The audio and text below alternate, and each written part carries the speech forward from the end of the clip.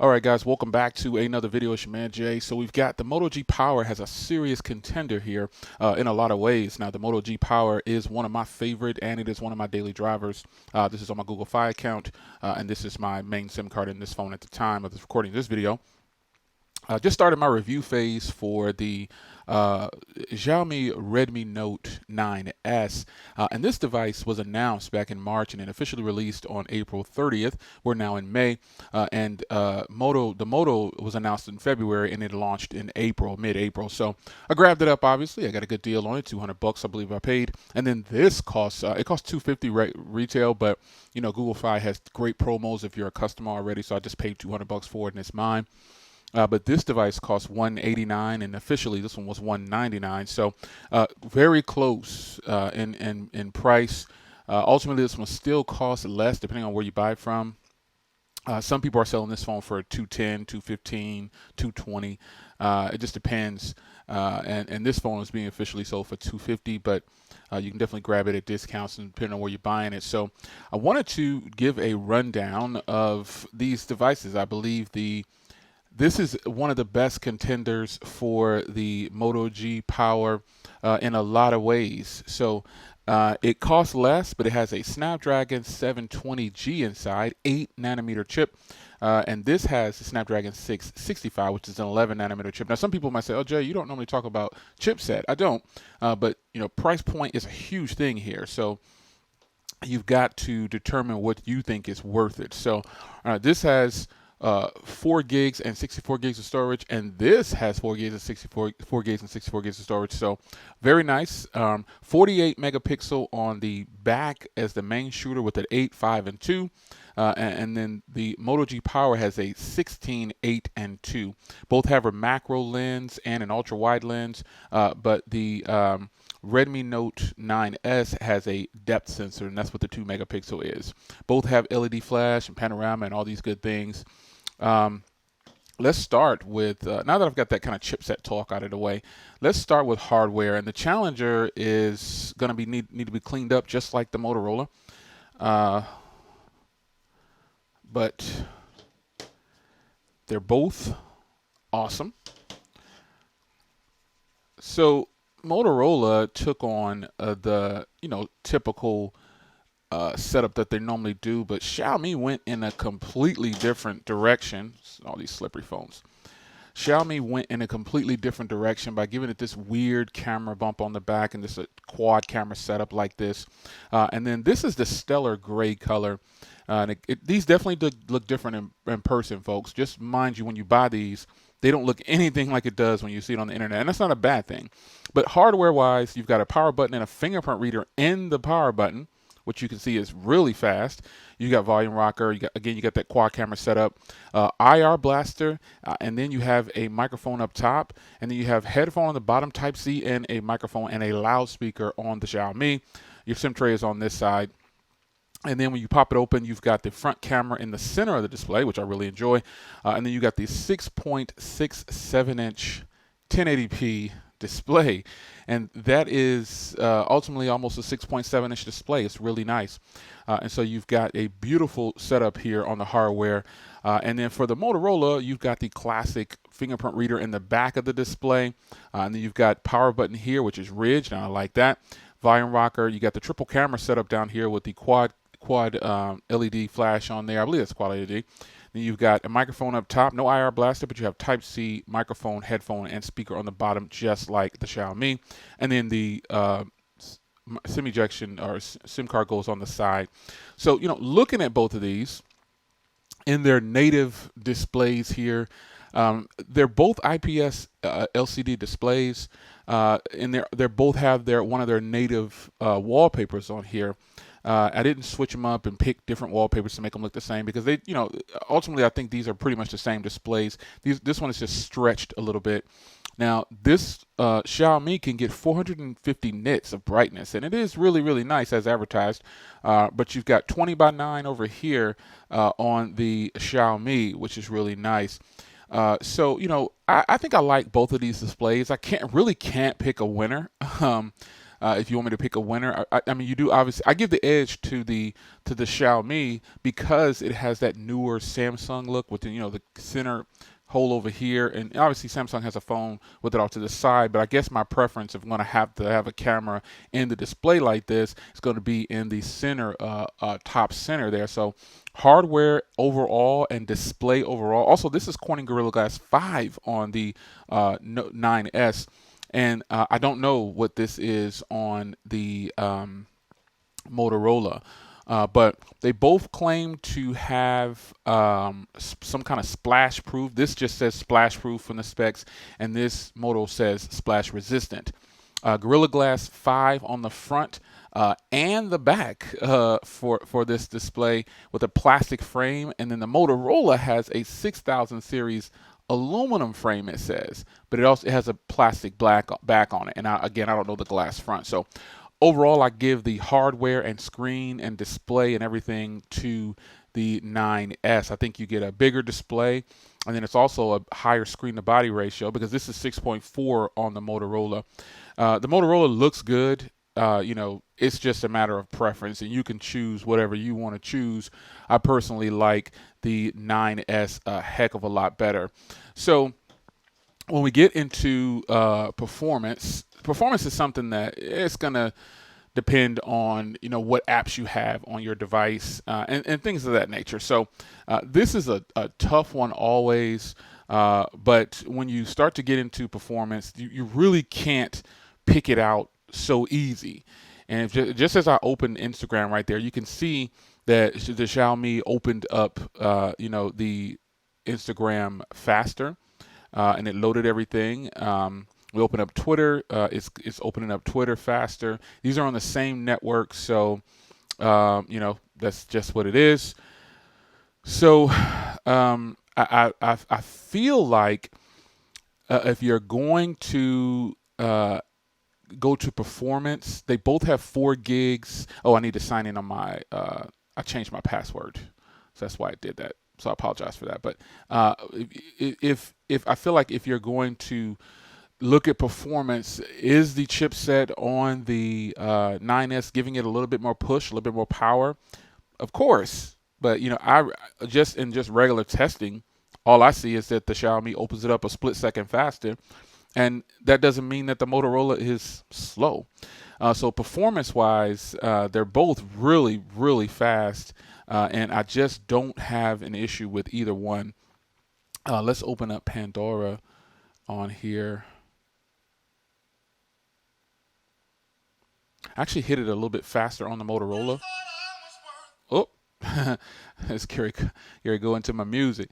But nonetheless, I feel like the 9S is the winner when it comes to hardware and performance. Obviously edges it out a little bit, so that's that. Now where the Motorola definitely shines is the stock software. I definitely prefer stock software over any other software. And Motorola has like little gestures where you can still do this. You can do lots of gestures with the Moto actions is what they're normally called. And I feel like stock Android is where people should start if they want Android. I don't think you should go to any other thing for software. If you're looking for Android, start with stock Android first. You will in fact get the experience that you're supposed to get out the gate. Now with that being said, lots of other OEMs skin their devices, and Xiaomi is one of them.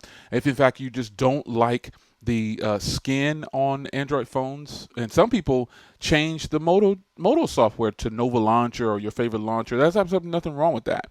So speaking of changing things, and a lot of people keep asking how I get the buttons down here on the Motorola. I don't know why that's such a mystery to people, but you just go into navigation and gestures. That's all you do. So you go down to you open up settings here, and then you can go to system, and then you go to gestures. I believe it's under navigation. Sorry, or where did I change this at? 3-button navigation. There we go. System. So if you want to turn on navigation or turn on the buttons, you very well can. But that's how you do it. I just prefer to leave the buttons on for purposes of moving through the phone quicker, in my opinion. I like to hit the home button. It's weird because if I'm not using an iPhone, I prefer buttons. iPhones seems to be the only phones that I can really use comfortably with gestures for some reason. I don't know what that's about. But nonetheless, overall software and everything, I definitely give that to the Motorola. Some of you guys talk about updates. I don't know if Motorola is going to update their phone first, but these are both on Android 10, and that's a huge plus. But I still give the edge to Motorola when it comes to software because it's stock, and I know that it'll get an update. Now, even though I know for sure that Xiaomi updates their phones, they do it all the time. They update their phones faithfully. I've got older Xiaomi devices that are still getting software updates, so that's good. So software is definitely a preference. I just prefer stock Android over every other Android experience, but I still like Xiaomi's skin. It's fast, it's fluid, it's beautiful. You can theme this phone like crazy. I'm running a Deadpool theme right now with a different wallpaper. But if I just go back to Limitless, that's how it looks. If I go to Classic, that's how it looks. It's just a matter of how you want to set up your device. And unfortunately, if you have phones that have skins, they tend to give you more options for that, and it just looks really fantastic when you can change it up. So that's something that software is important to you. You definitely want to consider Xiaomi if you don't want to buy Nova Launcher, because Nova Launcher technically isn't, there's a free version, but it's very limited. So I bought Nova Launcher years ago, like most people. But software definitely goes to the Motorola. Now, another place where the Motorola shines over the Xiaomi device is battery life. Now, in my testing phase for the battery, no phone has touched battery life in this device. Over this device, so I can't make that a long drawn-out discussion. But the fact is, this has a bigger battery in the Xiaomi 5020. But it does not last as long as the Moto. No phone has gone 3 days, 3.5 days, 4 days in my camp other than the Moto G Power. 16 hours of screen on time is beast mode. Almost 17 hours of screen on time within a 3-day period is incredible. It's impeccable. There's no phone touching that, and none of your phones probably can do that either unless you have the Moto G Power. So definitely battery life goes to the Moto G Power. Now, a place where the Xiaomi shines over the Moto G Power, to my surprise, is cameras. Now, cameras is definitely subjective. You can look at this how you want to look at it, but I personally like the Xiaomi device's cameras much better. Now, I know it has a higher megapixel, and I know that some of you guys are going to say, well, Jay, it has a higher megapixel, blah, blah, blah. End result is it takes better photos, in my humble opinion. This is just, again, my opinion. You can disagree. I totally respect that. But the photos that come out on the Motorola appear to be a little flat or too high, like the ISO. And I took these photos in auto, and so it appears that the Motorola is almost too flat or too high in white balance. Now, I could go in and do an adjustment, adjust the cameras, but most consumers do not go in and adjust the settings in their camera before they take a photo. They just take a photo. So that's the reason that I just do auto. And the Xiaomi absolutely destroys the Motorola when it comes to photos, in my humble opinion.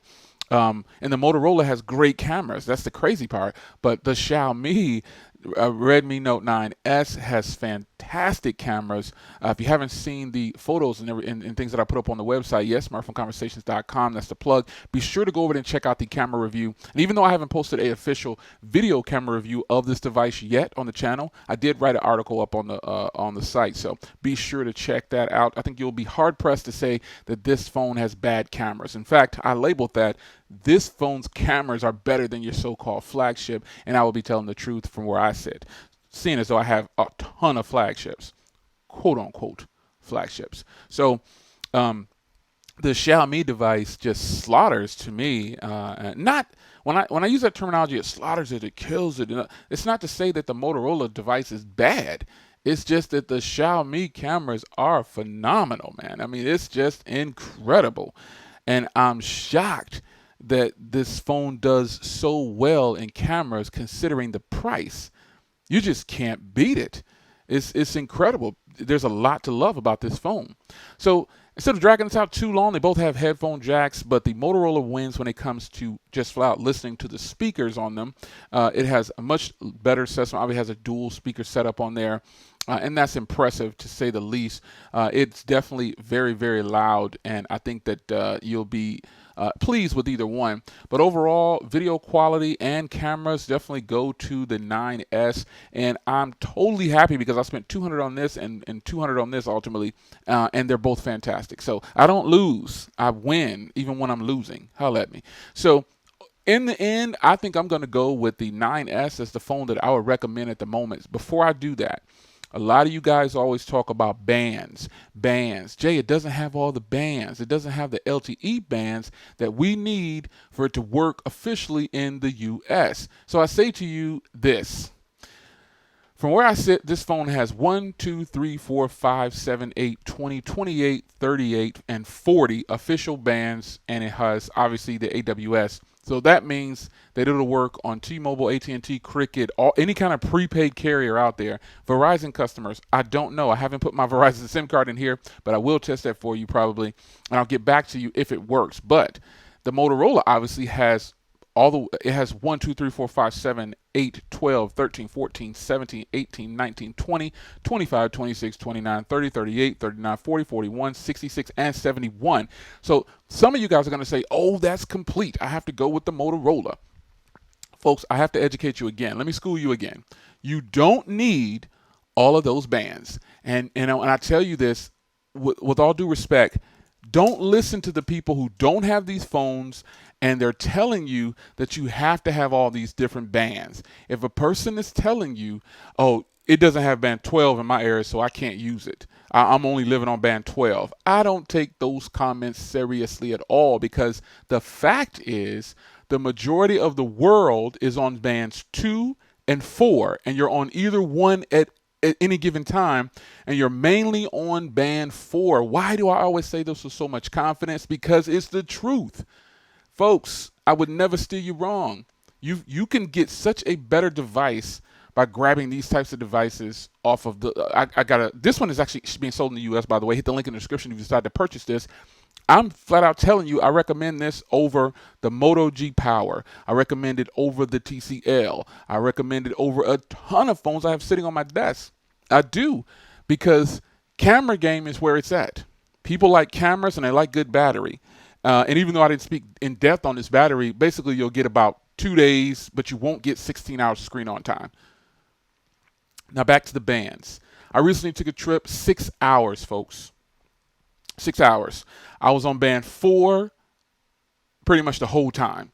And I traveled out of town. I drove in the car, talked on the phone, everything. Stayed on LTE.